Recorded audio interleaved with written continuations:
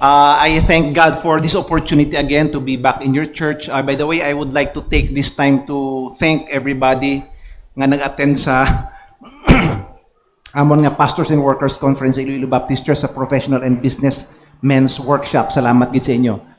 Salamat liwat sang opportunity nga ginhatag sa akon sang Ginoo kag sa inyo pastor who is a very good friend of mine. Makadala sang pulong sang Ginoo sa inyo tunga sa bungaga. Thank you. Salamat man sa Ginoo sang isa ka visitor naton from Jensan. I also have a brother in Jensan. Sa siningaga I'd like to bring a message sa aton nga tunga regarding sa stewardship. Kaya I was informed na you have a stewardship month for the month of October. So before we start, let's have a word of prayer. Heavenly Father, we again thank you for this opportunity that we are able to come to church to worship you in spirit and in truth. Salamat Ginoo sa mga katawhan mo nga nagapadayon sa pag-alagad sa imo. Salamat Ginoo sang ila Ginoo nga faithfulness sa imo pulong. And we pray Lord nga ikaw magahatag sang wisdom sa ilang nga pastor sa pagdumala sa sining iglesia. Magin purchase nimo with your own blood. Salamat Ginoo sang imo nga katutom kag kaayo sa tagsa-tagsa namong kakabuhi. Thank you for providing for the needs of our families. Thank you even Lord for the provision and the good deal that you have been giving us. All these things we pray in Jesus' name. Amen. Sa liwat, madamog nga salamat. So, stewardship. I understand nga may ara kita nga acrostic, no? Ginhatag sa ako ni Pastor Ivan, ang stewards. So, I understand also ang Sabbath na tapos nyo na ini. And giving. So, ginhatag sa akong topic, letter E, galibog ulo ginamok, anong himuon sa letter E ni man? Ito kabunday sang stewardship sang letter E. So, nagsuggest mo siya nga energy. I suggested another word, pero do kabunday man i-organize. Sige, energy na lang. So, sa siningaga, ang aton nga topic is about stewardship of energy.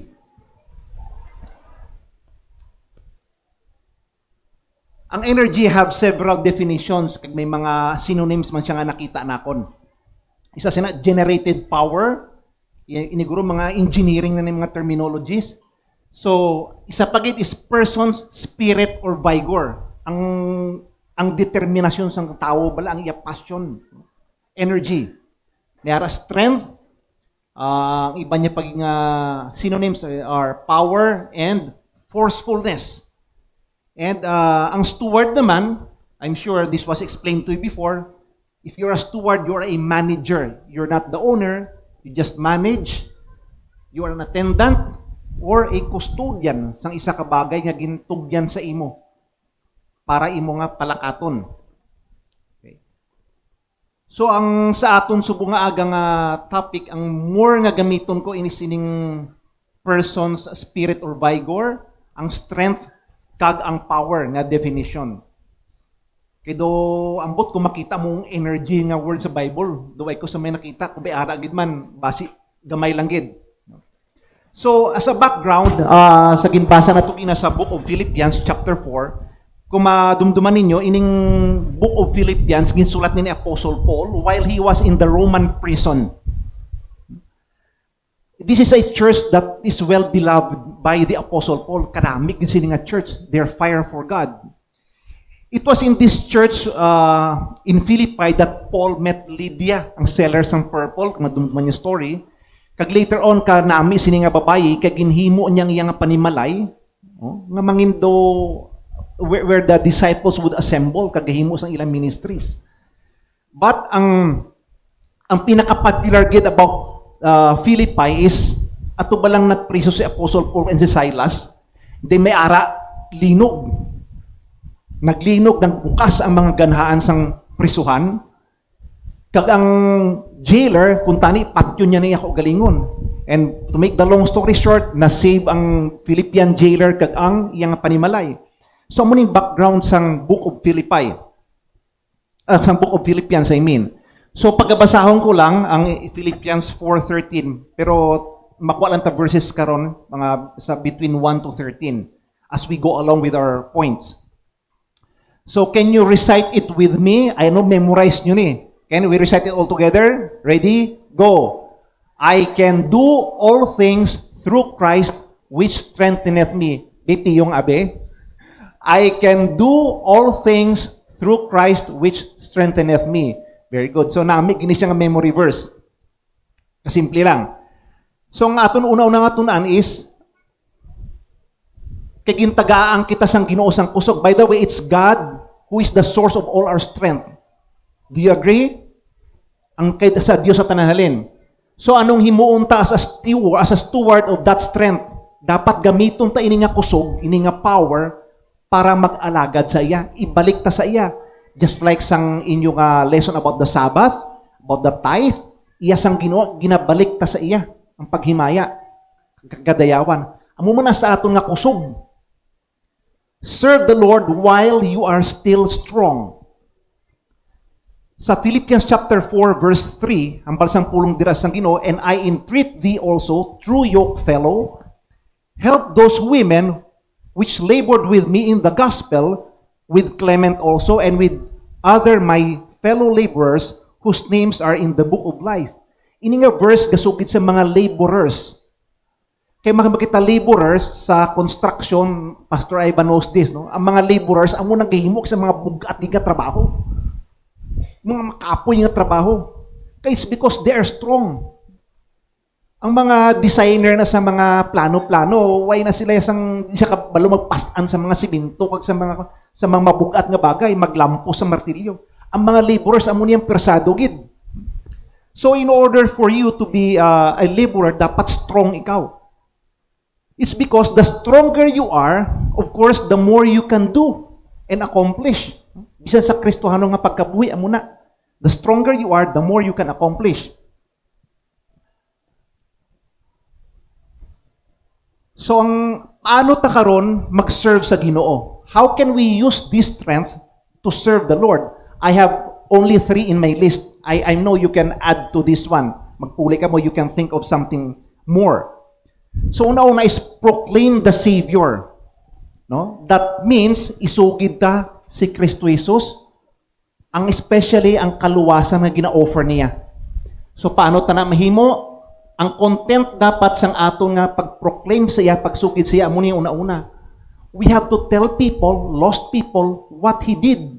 Ano ba laging himo niya para mahatag ang aton kaluwasan, ma-provide ang aton kaluwasan. Sa 1 Peter 3:18, naghambal ang pulong sang Ginoo diri, for Christ also hath once suffered for sins, the just for the unjust, ang matarong para sa hindi matarong, that He might bring us to God, being put to death in the flesh, but quickened by the Spirit. Sa Romans chapter 5 verse 8, very familiar passage of Scripture, but God commendeth His love toward us in that while we were yet sinners, na makasasala pa kita, Christ died for us. So, ang munang ginhimo niya, that's what He did. He paid the price or the penalty of our sin. Kita dapat ang ilansang sa krus kay kita makasasala. Siya wala sang sala. But He did that for us. So, that's what He did. So, kung mag-soul winning kita sa katawhan, this is included sa atong nga message.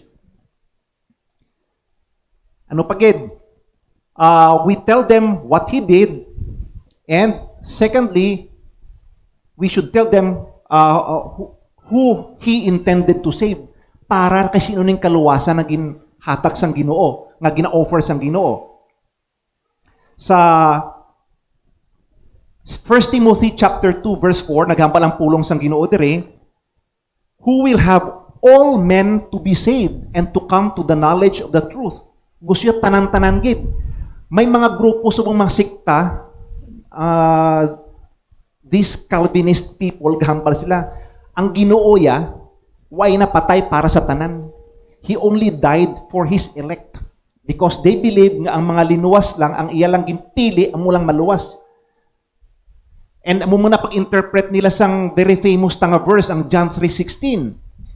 Hambal diri sang pulong sang Ginoo, for God so loved the world that He gave His only begotten Son, that whosoever bisan sino believeth on Him should not perish but have everlasting life.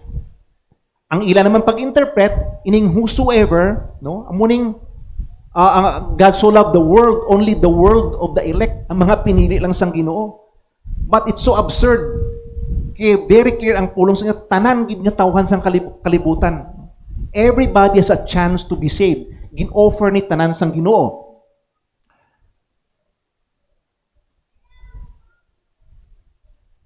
Ang ikatatlo, para kay sin, ang ikatatlo gali diri nga point is, so,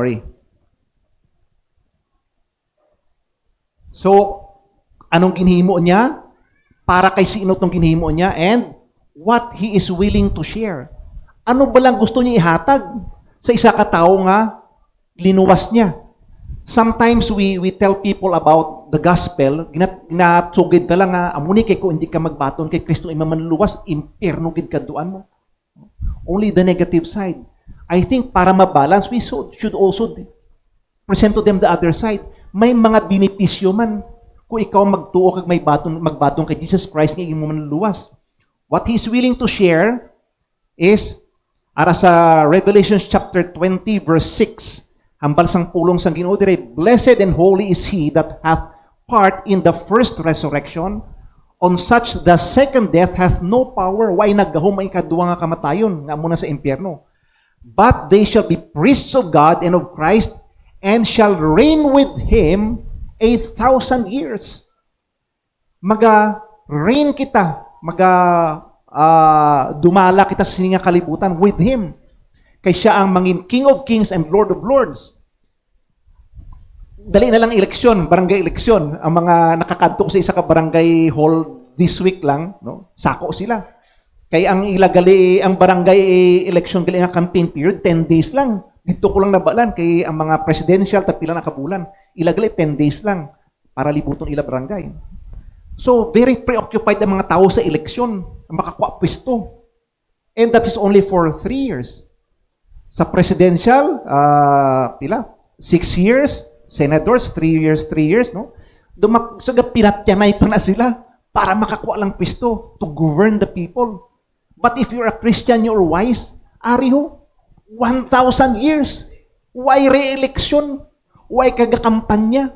Ang Ginoo naga-appoint sa imo. Hindi ka mapahalin. Security of tenure mo, 1,000 years. Kung nakahangop lang sining katawhan, they would rather go for this.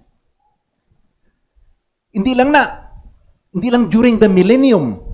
Sa 1 Peter chapter 1 verse 4, naghambal pag ilang pulong sang Ginoo, to an inheritance incorruptible. May palanublion kita tanan. Inheritance, and it's incorruptible, hindi madunot, undefiled, and that fadeth not away. Wala nagadaan, wala nagapugis.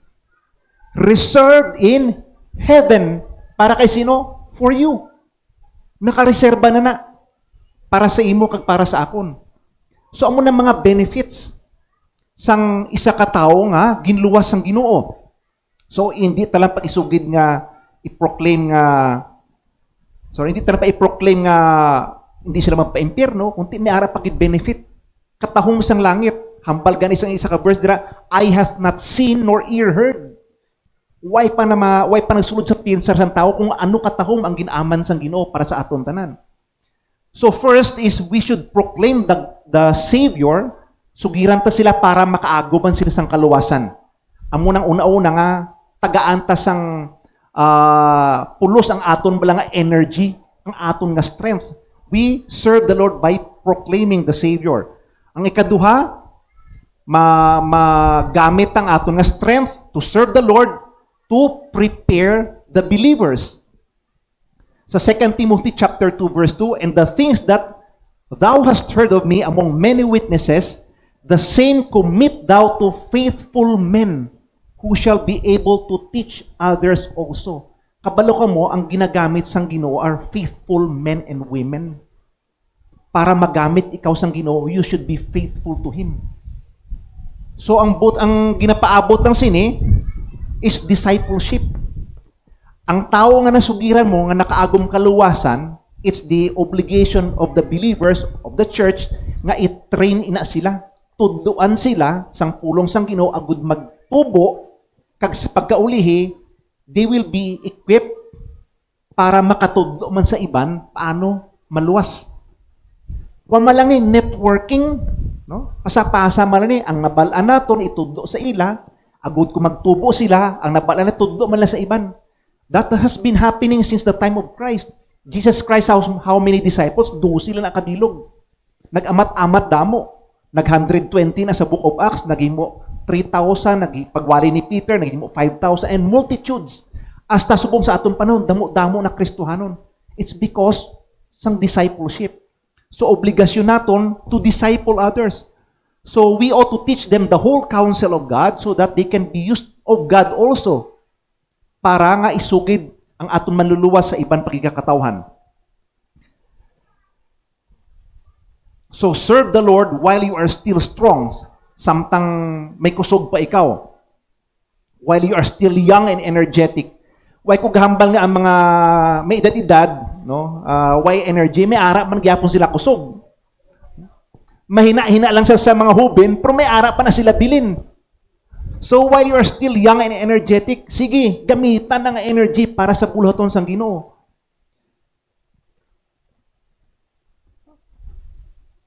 So ang isa pagid nga gamitan ta sang aton nga kusog is to participate in the church. Damo ministries ang church. May damo, may pwede ka kanta sa choir, may leadership training. Damo, no? So, young and energetic, kaanga kay Samuel, kumadumdum sa Samuel, nangamuyo iya nanay nga tagaan sang isa ka bata. Nya kay kung tagaan mo ko sang isa ka bata nga lalaki, ihalad ko ni si imo. And true enough, pagdako-dako ni Samuel, gindala niya sa templo para mag-alagad sa Ginoo.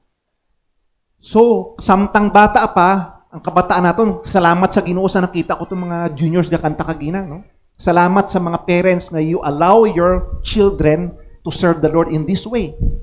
Kay amo na hambal sa Bible, train up a child in the way he should go, so that when he is old, he will not depart from it. So, husto na siya, kanami siya. Si Samuel, amo na natapos siya. Hasta nga sa uli, gamit sang Ginoo kag nahimo siya actually propeta. Nahimo siya prophet. So sa 1 Timothy chapter 4 verses 10 to 12, hambal diri sang pulong sang Ginoo, for therefore we both labor and suffer reproach. Sometimes when you labor for God, no, may reproach man na. May paghingabot, may kabudlayan from other people because we trust in the living God who is the Savior of all men, especially of those that believe. These things command and teach, hambal ni Apostle Paul kay Timothy. Let no man despise thy youth. Hindi pagtubuti nga tamayo nila nga ikaw tungod nga hubin ka pa. Hambal ni Paul sa iya, but be thou an example to the believers. Mangin ihimplo ikaw sa mga tumuluo. In word, sa imo pulong, in conversation, in your manner of life, in charity, sa gugma, in spirit, in faith, and in purity. Dapat ikaw ang manguna sa ila. Hamtang ikaw bataon pa. So si Timothy, amo ning goal niya man sa kabuhi niya, samtang bataon pa siya, bira-bira. Alagad sa Ginoo, samtang may pwersa pa. So sang isa pag ika-famous nga account, dumduman yun ang pag-fall down sang wall of Jericho, si Joshua. Ang nadugduman talang istorya, naglibot-libot sila sa Jericho, no? Do kapito, tapos nagpahunis ang budyong, and then narumpag. Then the attack, nagdaog sila. But may ara pag isa ka sides kay Joshua nga tahong pagid, no? In Joshua chapter 14, when he was already 85 years old, gulang na si Joshua. Naghambal pa siya, Lord, give me this mountain. He still wanted to be able to conquer some land. No? Amo na si Joshua niya, kaangay sang pagsubo ni Moses ang una sa akon. Subong to, ara magyapon na akong kusog. Sige Ginoo, ihatag pa ning land sa akon. So in other words, ara gyapon ang excitement sa iya. Ara gyapon ang passion sa pag-alagad sa Ginoo. Bisan may edad na. Kapasalamat ako sa Ginoo sa mga Kristohanon nga bisan may edad na. Sige gyapon, alagad sa Ginoo. Damo diri sa inyo. I appreciate, no, ang inyong kabuhi. Ang akong former nga pastor sa unang when we were growing up sa Cebu, si Dr. Gisalva is a pastor of Bible Baptist Church in Cebu. Subong 92 years old na siya. Sige pagyapon wali. Nakita ko sa Facebook 2 weeks ago nga ato siya sa may Lanao del Sur. Kaya isa sa mga speaker sa missions conference, ga-travel pa na siya, 92 years old, sige pa wali. And I also, ini-idol ko gida akong nga father. He is a pastor in North Iloilo Baptist Church sa Balasan. He is turning 87 this year, sa December. Pero sige gyapon wali, sang pulong sang Ginoo. May business siya, tumba na siya, nalipong na siya, kadua sa pulpit. Salamat na sa Ginoo kay way ya ulo or yang hips, way ma fracture, no? Salamat sa Ginoo sa mga katawan nga bisan may edad-edad na sila, sige gyapon ginagamit ang ila pwersa, ginagamit ang ila kusog para sa kahimayaan sang Ginoo.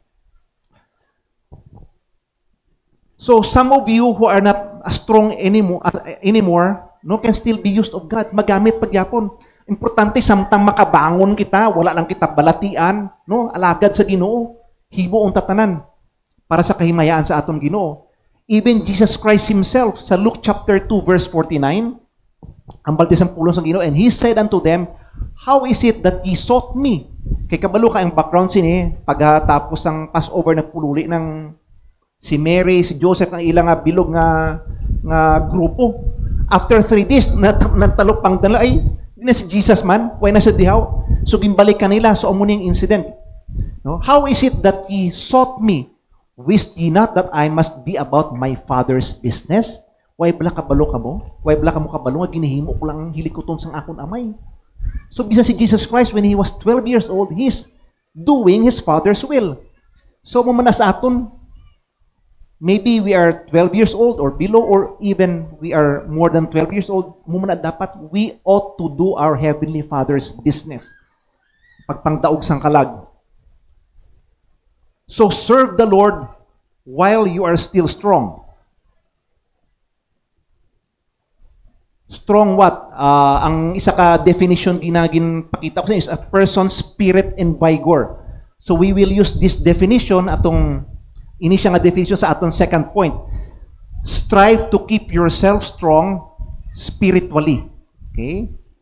Ang kagina to, so ang ikaduwatang po is strive to keep yourself strong. Ang una is to serve the Lord while you are still strong. Ang second point is strive to keep yourself strong.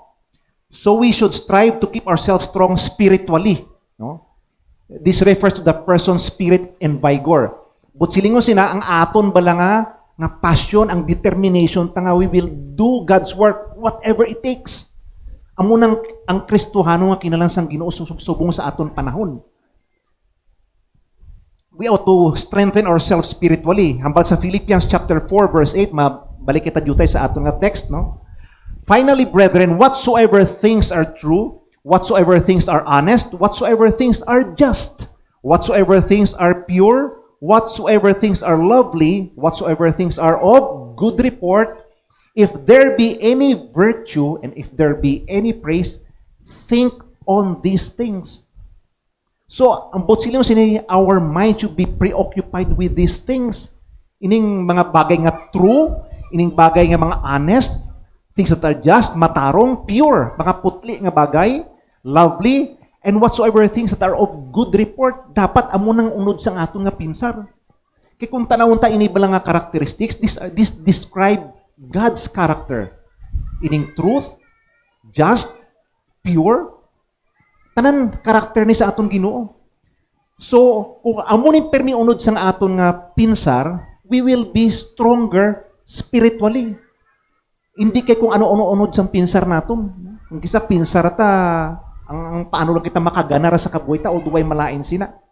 Kisa ang aton pinsar kung paano kita makakwarta online, kung paano kita makilala sa YouTube, sa Facebook, ibang kabataan mo na subong. May mga kabataan subong, handom nila mag-YouTube sensation sila. Imagine, gagmay pa na kung kisa. Amo na ilahandom sa kabuhi. No? But kita bilang Kristiyano, dapat we should preoccupy our minds with spiritual things para magpag-on kita spiritually. Ano pagit ang himuon ta para mag-lig-on kita spiritually? Is dapat may prayer kita and Bible reading. Meditation, in other words. Adlaw-adlaw ang isa ka Kristiyano, kinanglan, by the grace of God, we should read and study our Bibles. kag mag-pray kita. Damo sang palangamuyuan. Damo sang palangamuyan sa aton churches, no? Ang mga churches damo problema. You can pray for your pastor, no? And his family. Damo libog ng pastor sa church mismo, within the church, among members, no? Damo problema. So we should help each other. We should pray for each other. Ang aton subong kalibutan kag ginamo. Last week lang gagirang to sa Palestine kag Israel. So damo kita palangamuyuan. So dapat we should read our Bible, pray, and also listen to to preaching. Also listen to preaching nga husto nga doktrina, hindi samprasto nga sipol lang kita, ha. Dapat the whole counsel of God ang ginhambal ni Kristo amo nang pamatian naton. So we should strive to keep ourselves strong by hindi lang spiritually, dapat intellectually. Sa aton dapat we should also feed our minds. Sa guron taman. So Philippians chapter 4 verse 9 hambal sang pulong sang Ginoo dire, those things which ye have both learned. So dapat mag-learn kita and received and heard and seen in me, nya himuan nyo na. Do. And the God of peace shall be with you. Out of our five senses, we have five senses. But it is through our ears and through our eyes that most informations get into our mind, into our brains. Kabalo-bala ka mo sina. May sense of smell kita, taste, no? May sense of touch.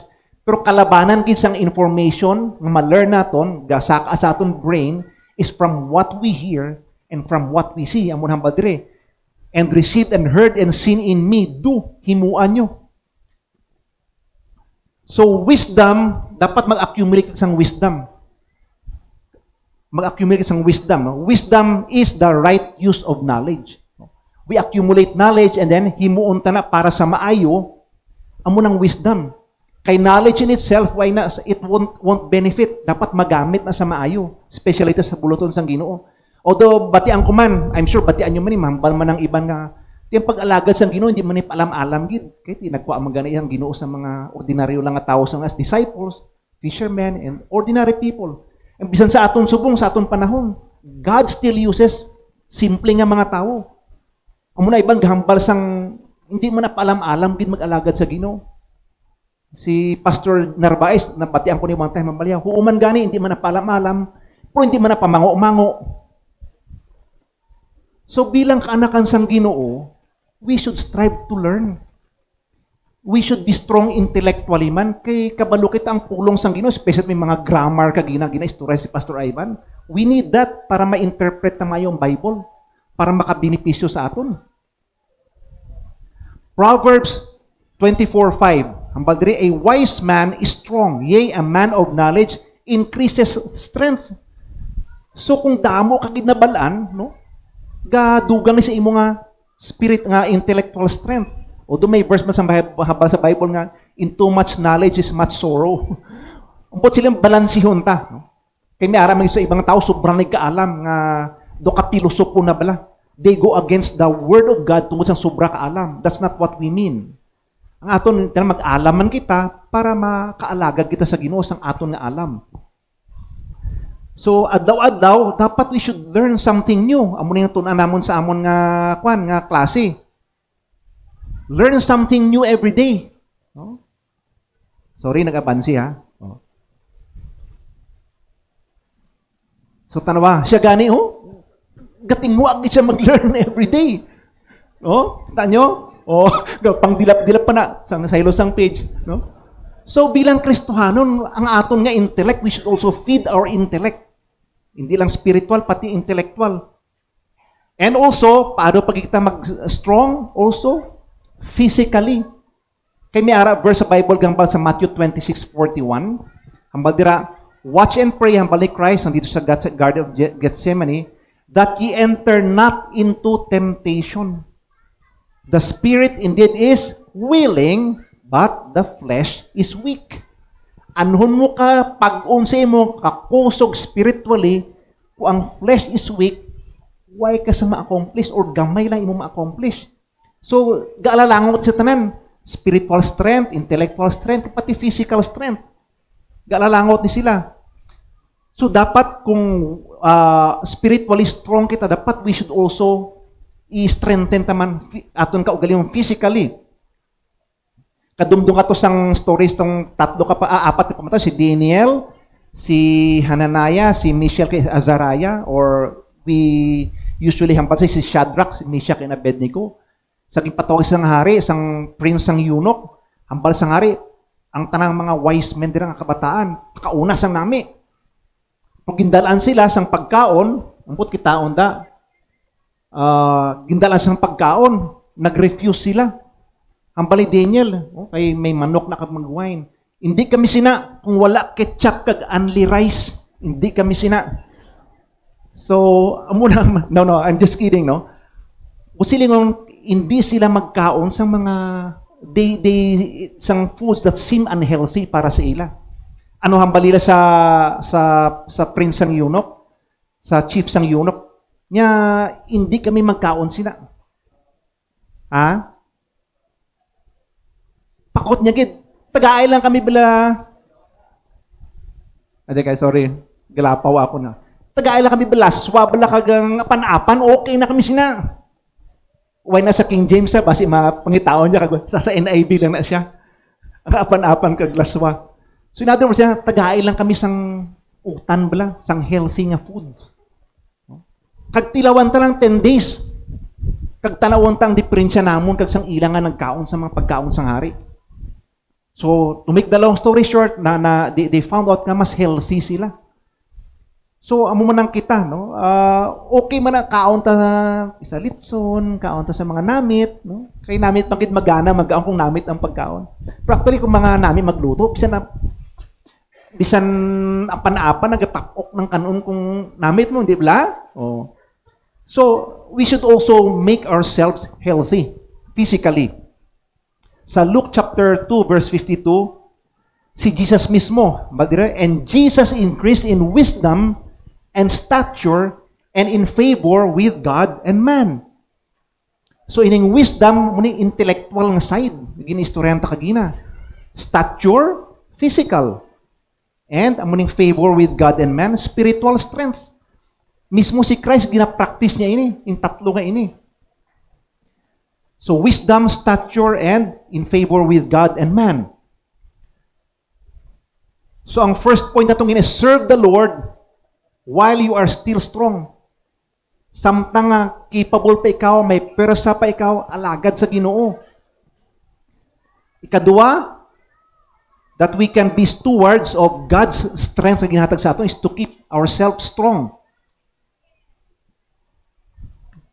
Kang ikatatlo is select when and when not to exhibit your strength. Ini medyo pinasahi ni siya, no? Select. Ginimo ko lang sila para puro letter S sila tanan.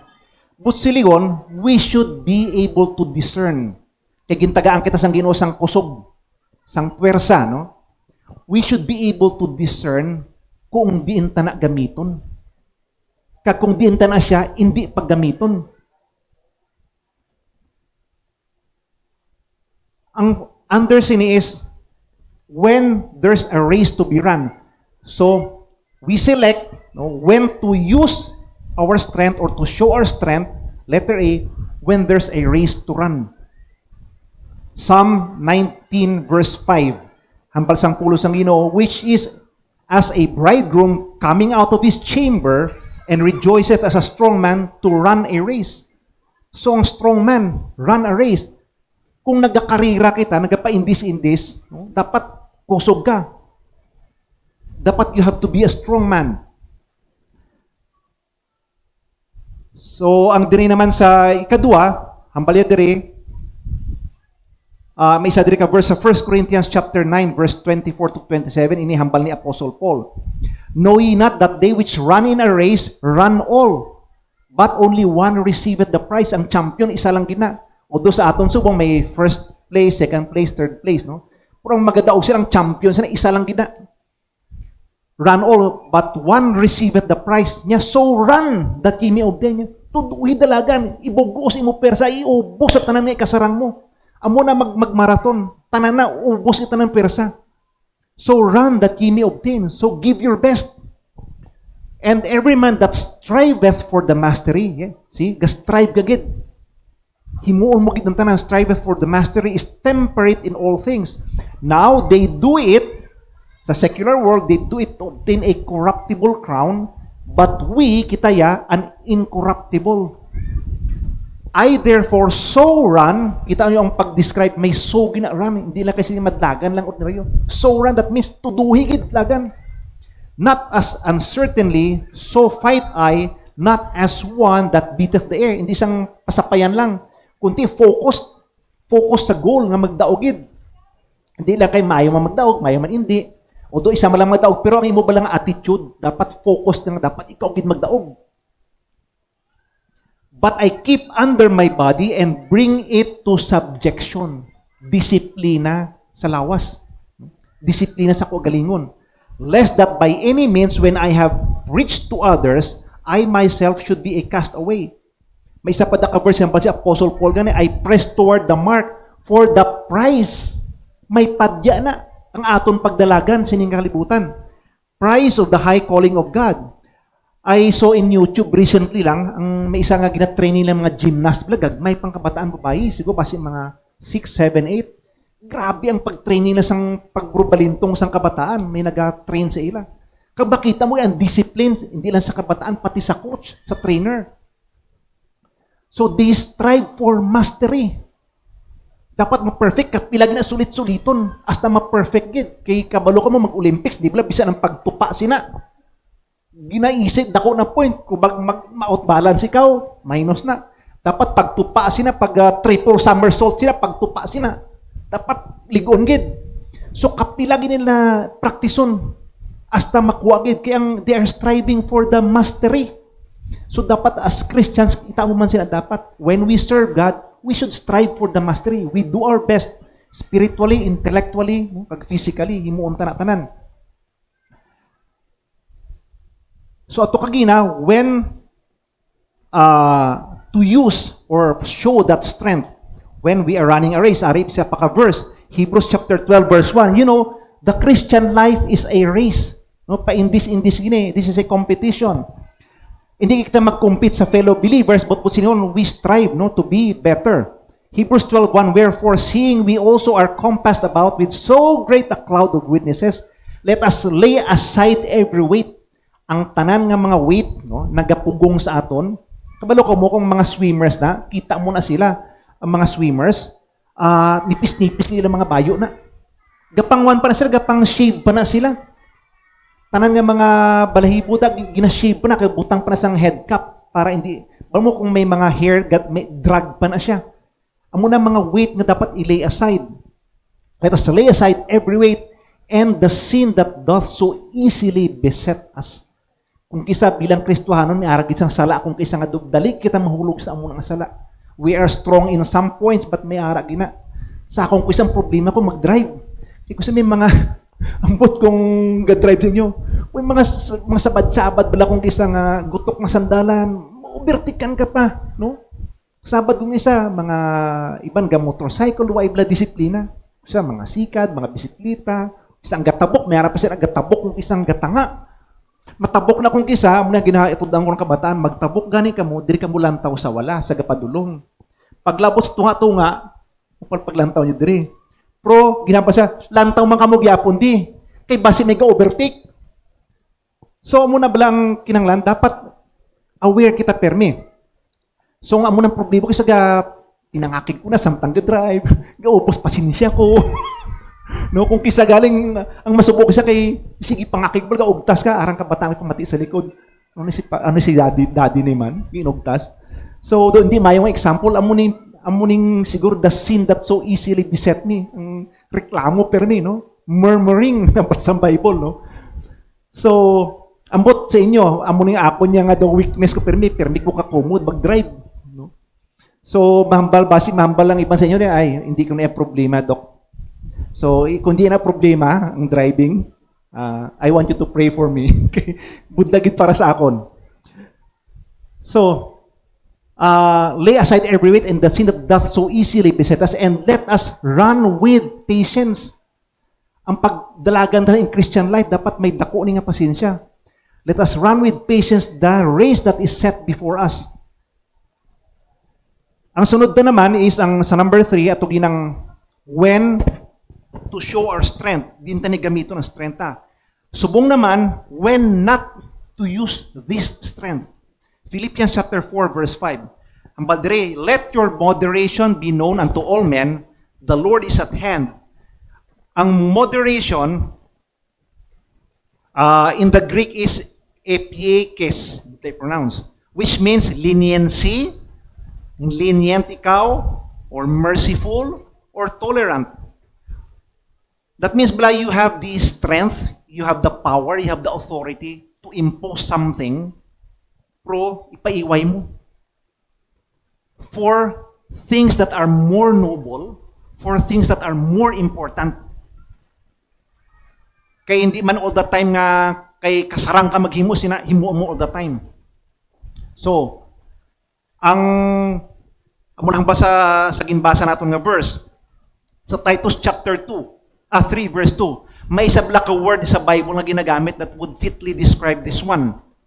Amo nang word nga meekness. Ang basa Titus chapter 3 verse 2, to speak evil of no man, to be no brawlers, but gentle, showing all meekness unto all men. And by the way, meekness is not weakness. It's never weakness. But it is strength under control. May pwersa, may strength, pero kontrolado. Why ginagamit all the time? Kung kinanglan, gamiton. Pero may mga tiniyon nga, kinala hindi pa gamiton. Remember sa story ni David? Isang ato si Saul sa gatulog-tulog sa sulod sang kuiba. Then katuan sa iyang captain, I think that was Joab, I'm not sure. Nga patyo na tani. Hambali ginpunggan David niya, hindi. Do not touch the Lord's anointed. Anointed na sang Ginoo, hindi na pagtanduga, hindi na pagpatya. Ginhimo ni David, nag-cut sila sang sid-sid, sang bayo ni Saul. Pagkabugtaw ni Saul, ipakita ya, nari sa right na picture. O, may tsansa na kung nga patyon kagina. Why ko ginhimo? It's because you are the Lord's anointed. So, ginpaiway ni David, he has the capacity, he has the ability, and the strength to do it, nga patyon si Saul. Pero waya ginhimo for a more noble cause. Kaya hindi siya gusto nga halitan ang gin-anoint sang Ginoo. Because Saul was anointed king, no, by God through the prophet Samuel. So when not to select or exhibit your strength. So 1 Corinthians chapter 9, no, hambal ni Apostle Paul to the church at Corinth, if we have sown unto you spiritual things, is it a great thing if we shall reap your carnal things? Hambal ni Apostle Paul, bilang mga alagad sang Ginoo, nagatudlo kami kag nagawali sa inyo sang pulong sang Ginoo. We sow unto you spiritual things. Budlay gid bala? Big deal gid bala sa inyo? Nga maghatag sa amon sang mga carnal things, that means mga material things, finances, hindi bala ka mo ka-support sa amon? Hambali Apostle Paul. By the way, this is a biblical principle gini.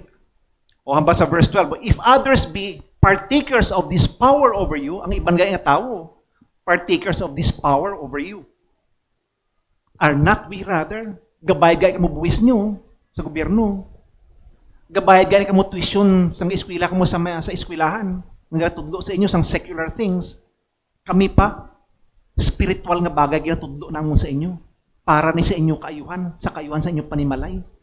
Amuning ang pulong sa inyo nag-guide sa aton sa kabuhi, nga hindi ka mo ka-support sa inyo manugwali. Nevertheless, hambal ni Apostle Paul, we have not used this power. Why na munging gamit ni? But suffer all things, lest we should hinder the gospel of Christ. Kaya hindi ko gusto mo upangan ang pagwali sang pulong sang Ginoo. We have the right, we have the authority na mag-collect sang inyong carnal things because we are sowing to you spiritual things. Pero hambali Apostle Paul, hindi ko na paggamiton nga power. Kay para hindi maupangan ang pagwali sang gospel ni Ginoong Hesukristo. See? Sa verse 13, do ye not know that they which minister about holy things live of the things of the temple? Sa Old Testament sa una, ang mga Levites nga naga-minister sa temple, mga offering na, mga tithes, sa ilo nagakadto, sila partaker sa sang tithes sang una.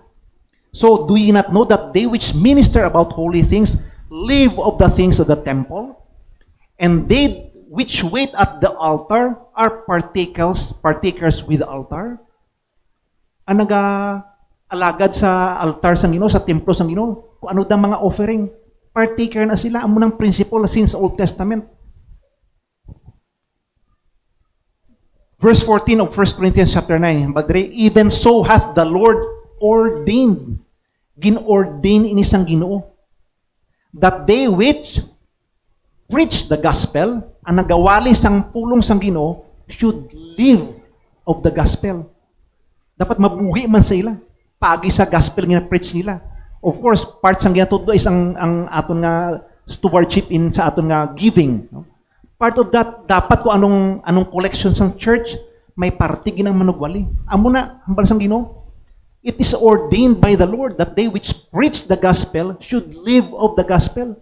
Kay kabalo ko mo inyong manugwali, no, as members of this church, ang inyong manugwali may mga kinanglanon man na. Amo nang design sang Ginoo. Kinalaman siya magkaon.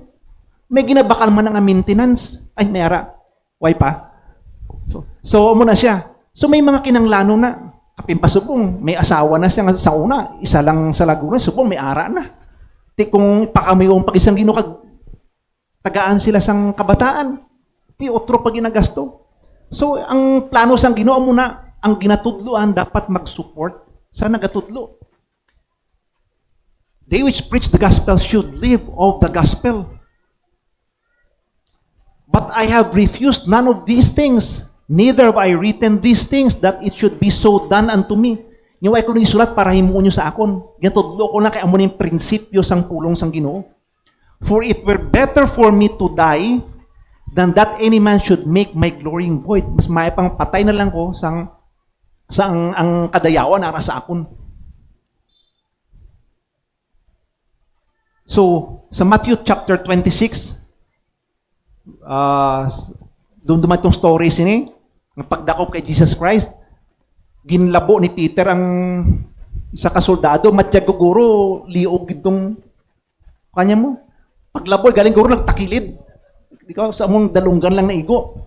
So anyway, ginaayo itong Jesus Christ, yung kuwayang dalunggan, kaginbalik. Hambalid kay Peter, thinkest thou that I cannot now pray to my Father, and He shall presently give me more than 12 legions of angels? I have the power to do that, Peter. Kaya ko na. I have the power to do that. Do you think hindi ko na mahimo? Pero nga away ginhimo. But how then shall the scriptures be fulfilled? Kaya kung hindi ako pagdakpon, hindi ako malansang sa cross, paano ma-fulfill ang Old Testament scriptures nga gintagna nang nungod sa ako? Nga ako pagapat yun, magapaagay sang dugo para mabayaran ang sala sang bilog nga kalibutan. That thus it must be. So how about you? How about me? What are you? What am I giving up for something more noble? For something more important? Ano palang pwede ito i-give up? Hindi ma all the time nga kay kasarang kita himuunta. Sometimes maabot ka sa situation nga, ano ba lang pasoblabyon ko? Ang akon nga reputation, nga hindi ko kasarang sini maghimo, mahambalang tao, ay hindi na sa kayo kasarang sina, that's why ginimo. Or, agwan tao mo lang hambal sa tao, para lang for a more noble cause. Especially kung ang cause is sa Ginoo. So, amo ng stewardship of energy, himuon tang tanantang mahimo, nga ikasarang naton, energy naton, strength para sa kadayawan sang Ginoo. So, we can be a steward of the strength that God gave us if we serve the Lord while we are yet strong. We are still strong. Ikaduha, we can be stewards of the strength, no? We strive to keep yourself strong, physically, intellectually, and spiritually. And number 3, we should have that discernment to select. Kung saan uta gamiton atong nga strength, kag kung saan uta hindi paggamiton. Kaya in both instances, makadayaw kita sa Ginoo. So, balik kita sa aton nga text, I can do all things through Christ which strengtheneth me. That means, I can serve the Lord, I can strive to keep myself strong, I can select only through Christ that gives you and me strength. Let's bow our heads for prayer. Heavenly Father, we thank you once again, Lord, for the message you gave us this morning. May this be a reminder, O Lord, that the strength you gave us, hindi lang ni Ginoo ginhatag mo para makapangabuhi kami, maka-earn kami sa income para sa among panimalay, although ay man malain sina, but that we should himuuna mong Ginoo nga mangin part ang imo ginubulhaton sang ang kusog nga ginhatag mo sa amon.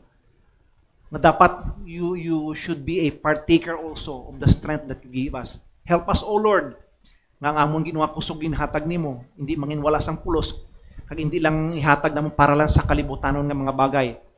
But help us, O Lord, nga ining kusog ginhatag mo sa amon, we will be stewards of this para Ginoo mahatag man kami sang serbisyo Ginoo sa imo, sang kahimayaan sa imong ngalan while we are living in this world samtang kami naghulat sa imong mapagbalik. Kabaypay ka mag-bless ang remaining sang service. All these things we pray in Jesus' name. Amen.